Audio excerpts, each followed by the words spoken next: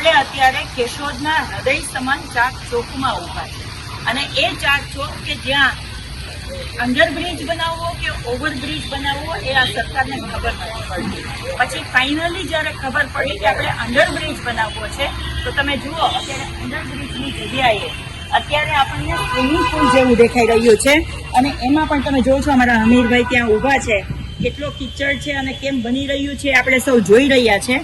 અને જે જમીનમાં બ્રિજ બનાવ્યાની નીચેનું બનાવ્યા પછી પાણી ન આવવું જોઈએ એની જગ્યાએ અત્યારે જમીનમાંથી બહાર પાણી આવે છે અને નગરપાલિકાની આપણે જુઓ કે બ્રિજની બહાર પાણી જવું જોઈએ એની જગ્યાએ સિટીનું તમામ પાણી છે એ બ્રિજની અંદર આવી રહ્યું છે, જેના કારણે અત્યારે તમે જુઓ કે જે સિમેન્ટ પાથરેલી છે કે જે કપચી નાખેલી છે એનું ધોવાણ થઈ જાય છે. તમારે એટલું કેવું છે કે કેશોદના લોકોને તમારે રમાડી રહ્યા છો કે શું કરી રહ્યા છો? આ ચાર ચોકમાં એટલો બધો ટ્રાફિક જામનો પ્રશ્ન અત્યારે ઊભો થયો છે.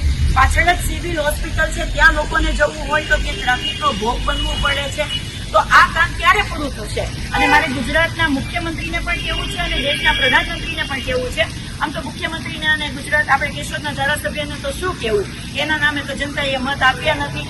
મત તો આપણે નરેન્દ્રભાઈ મોદીને જોઈને આપ્યા છે ને.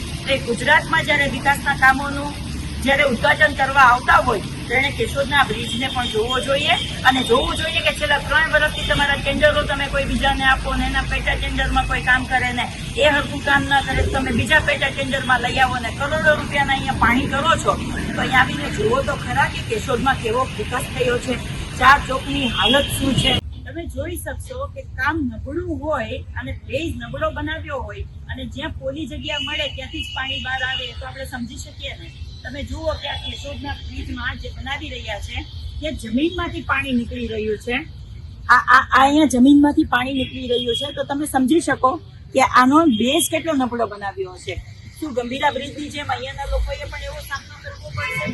આ ભ્રષ્ટાચારનો બ્રિજ બની રહ્યો છે અને પૂછવું છે કેશોદના ધારાસભ્યશ્રીને જેને ટેન્ડરો પાસ કર્યા છે એમને કે શું તમે આ ભ્રષ્ટાચારનો બ્રિજ બનાવો છો કે જનતાની સુખાકારી માટેનો બ્રિજ બનાવો છો?